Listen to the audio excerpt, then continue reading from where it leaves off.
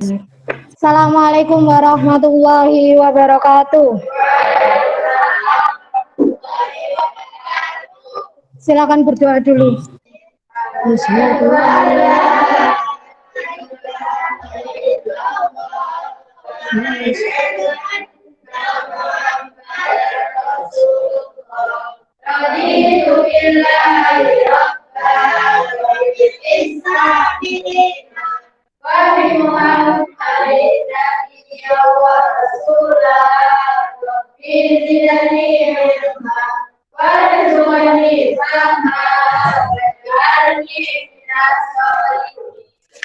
Saya absen dulu ya. Alisa Safa, Andini Rizky, Aurelin, Ayu Kurniawati. Anak-anak, bagaimana kabarnya hari ini? Alhamdulillah, baik. Sehat semua? Sehat, alhamdulillah. Sudah sarapan apa belum? Sudah. Dereng, ada yang dereng, ada yang sudah. Nah, tetap semangat ya. Untuk hari ini, sebelum mulai pelajaran, kita lihat dulu gambar ini. Nah, di sini perhatikan gambar berikut ini. Ini ada dua gambar. Ada gambar pertama, ada gambar yang kedua. Kita katakan ini gambar yang pertama, ini kita katakan gambar yang kedua. Gambar yang pertama itu gambar apa? Orang sedang minum kopi. Kamu pernah minum kopi? Pernah. Kamu pernah nggak mendengar kata-kata seperti ini? Biasanya orang tua, bapak, ayah, atau mbah kita bilang gini, saya kalau nggak minum kopi, saya jadi pusing, pengen minum kopi setiap hari. Kira-kira kenapa? Karena kecanduan. Kecanduan itu apa toh? Ingin terus-menerus minum kopi. Terus ini ada gambar yang kedua. Ini gambar apa ini? Bocil SD. Ini apa? SMP. Ini SMA. Di sini ada mereka sedang apa? Merokok. Di sini ada. Terus selanjutnya sekarang ada video. Aktor Jeff Smith penyalahguna narkoba. Berdasarkan hasil tes urin, Jeff Smith dinyatakan positif mengkonsumsi narkoba jenis ganja. Publik figur kembali tersandung kasus penyalahgunaan narkoba. Kali ini aktor Jeff Smith ditangkap petugas kepolisian dari Satuan Narkoba Polres Metro Jakarta Barat. Tahu Jeff Smith ya? Nggak tahu. Nggak tahu? Tahu. Artis ya? Biasanya artis TV atau artis sinetron Jeff Smith. Ternyata dia ditangkap polisi. Pertanyaan saya, kenapa dia ditangkap polisi? Pakai narkoba jenis apa yang digunakan? Kenapa kok orang minum ganja itu ditangkap oleh polisi? Karena haram. Kira-kira kenapa ya ganja itu haram? Karena salah satunya sama dengan kopi dan rokok tadi, menimbulkan kecanduan. Itu kecanduan, tapi ada efek lainnya seperti apa tadi? Halusinasi. Nanti kita pelajari efek-efeknya. Akan tetapi yang perlu kita garis bawahi bahwa tadi pertama tadi adalah orang minum kopi, yang kedua ada anak sedang merokok, ketiga ada Jeff Smith yang karena narkoba tiga-tiganya itu mempunyai sifat yang sama, yaitu namanya zat yang ada di dalamnya, namanya adalah zat adiktif. Nah, tujuan kita hari ini yang pertama adalah menganalisis isi artikel dan data. Jadi nanti ada artikel, di sana nanti kamu akan menganalisis jenis zat adiktif apa yang ada di dalamnya, terus penggunaannya dan dampak yang ditimbulkan di masyarakat. Yang kedua, menjelaskan dampak penggunaan zat adiktif bagi kesehatan dan luar. Nah, sekarang kita akan memasuki pembentukan kelompok. Pertama, kalian akan bergabung dengan komunikasi dulu. Satu kelompok akan terdiri dari 5 kelompok. Sekarang silakan bergabung dulu, alat tulisnya digabung. Sudah bergabung dengan kelompoknya masing-masing?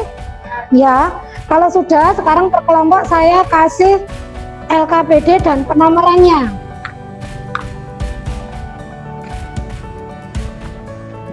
Di situ ada 5 lembar kerja. Coba dilihat lembar kerjanya yang saya kasih ada 5. Silakan dipegang sesuai dengan nomornya masing-masing. Jadi nomor 1 pegang lembar kerja 1. Nomor 2 pegang lembar kerja yang kedua. Nomor 3 pegang lembar kerja ketiga. Kalian dalam kelompok ini namanya kelompok asal. Sekarang saya minta untuk yang pegang lembar kerja yang pertama berdiri. Lembar kerja yang pertama berdiri. Nah, bawa alat tulis dan lembar kerjanya, berdiri di sini dulu.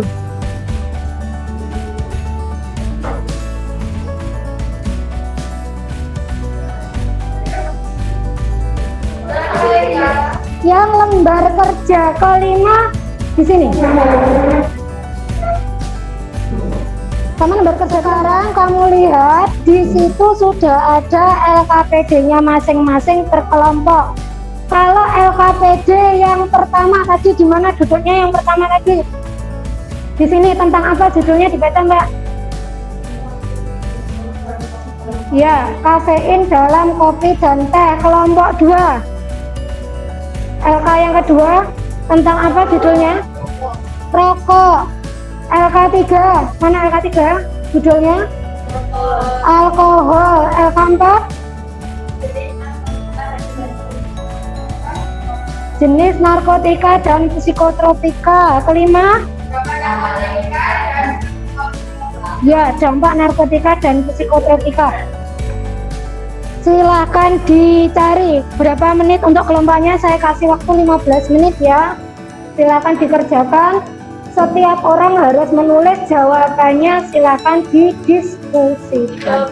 Iya, dijawab di situ. Silahkan didiskusikan.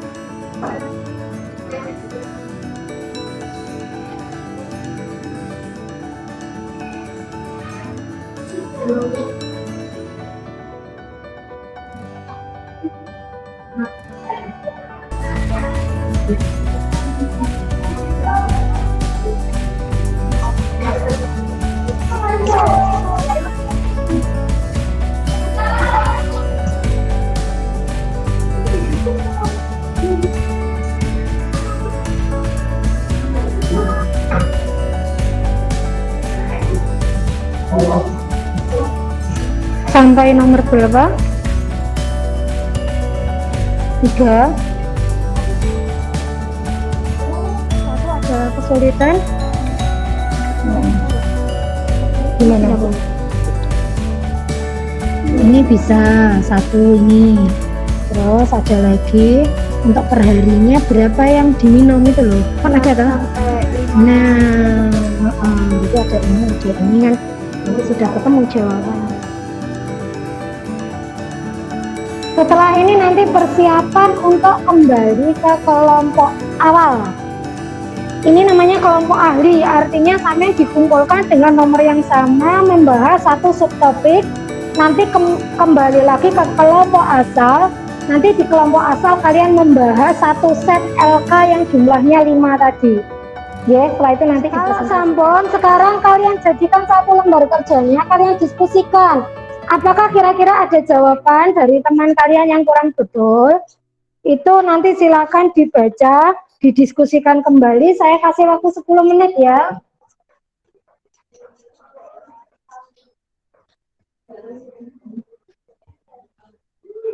Ini sudah dalam kelas.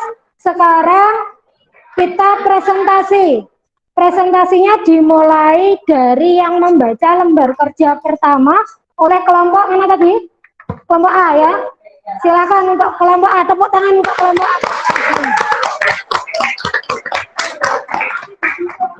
Sebelumnya untuk yang lembar kerja yang pertama ini ada artikel yang berjudul tentang kafein dalam kopi dan teh.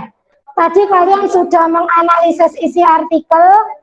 Dan di sini ada beberapa pertanyaan yang harus dijawab dan akan dijawab oleh kelompok A. Hadapnya ke teman-teman. Lambung.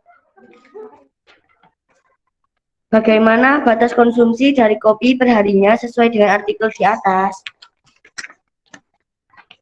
Tidak boleh lebih dari 400 mg per hari atau setara dengan 4-5 cangkir kopi. Soal 4. Menurut pendapatmu, bagaimana cara bijak kita dalam mengkonsumsi kafein agar tidak menimbulkan dampak negatif yang berlebih? Tanpa tambahan gula yang tidak perlu. Tidak boleh lebih dari 400 mg per hari atau setara dengan 4-5 cangkir kopi. Ya. Ada pertanyaan yang lain? Betul? Tidak ada, ditutup. Sekian. Sekian dari kami. Assalamualaikum warahmatullahi wabarakatuh. Waalaikumsalam. Lembar kerja kedua tentang rokok. Di situ ada data tentang penggunaan tembakau yang dikeluarkan oleh masyarakat. Assalamualaikum warahmatullahi wabarakatuh. Kami Kami akan mempresentasikan tentang Rokok. Berdasarkan data di atas, bagaimana presentasi perbandingan jumlah remaja yang pertama kali merokok antara laki-laki dan perempuan di usia 15 tahun? presentasi banyak laki-laki karena selisihnya 1% lebih banyak dari perempuan. selanjutnya. Menurut pendapatmu, apa yang menyebabkan jumlah remaja yang menghisap rokok dari tahun ke tahun semakin meningkat? Karena di usia remaja yang masih labil, mereka ingin terlihat keren dan mengikuti tren, sehingga mereka merokok secara terus-menerus dan menyebabkan ketagihan yang menyebabkan jumlah remaja penghisap rokok aktif semakin meningkat dari tahun ke tahun. Assalamualaikum warahmatullahi wabarakatuh. Waalaikumsalam. Saya di sini akan mempresentasikan tentang alkohol. Soal yang pertama, mengapa umat Islam mengharamkan minuman keras? Minuman beralkohol yang membuat seseorang yang meminumnya menjadi kehilangan kesadaran akan tidak sah untuk melaksanakan sholat.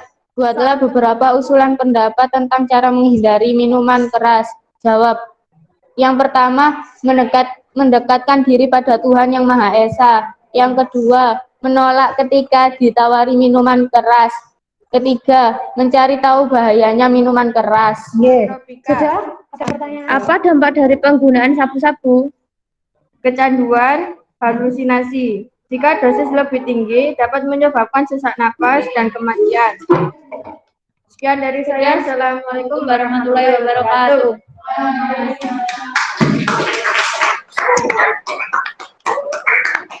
UNICEF mengeluarkan data jurnal seperti yang tadi ya, ada data.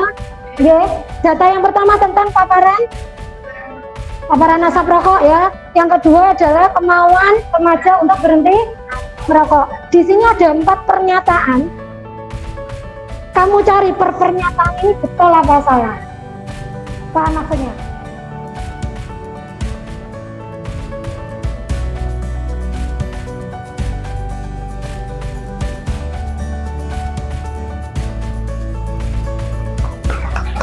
Yes.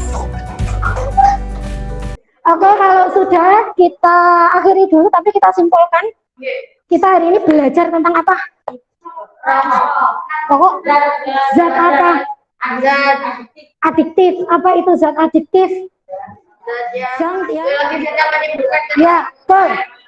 Pendeknya namanya zat adiktif itu adalah zat yang menimbulkan ketergantungan. Terus sekarang zat adiktif tadi dibedakan menjadi berapa? Dua, yaitu zat adiktif kafein dan narkotika dan rokok. Nikotin. secara garis besar ada 3, ada narkotika, psikotropika, dan non narkotika dan psikotropika gitu ya tadi. Yang non narkotika psikotropika ada 3, yaitu kafein, alkohol, dan itu. Boleh apakah semua zat adiktif itu pasti berbahaya untuk tubuh? Tidak. Contohnya apa? Kopi. Tidak ada apanya tadi? Kafein itu tidak berbahaya jika dikonsumsi tidak berlebih. Tidak berlebih. Untuk yang nikotin, alkohol, terus narkoba itu ada dampaknya bagi kesehatan masing-masing. Ada pertanyaan sampai di sini? Bahkan sudah paham? Paham, ya. Tidak ada pertanyaan. Kita akhiri dengan bacaan hamdalah. Untuk ini buat kamu saja, dibuat belajar untuk bahan ajarnya, ya. Saya akhiri, assalamualaikum warahmatullahi wabarakatuh.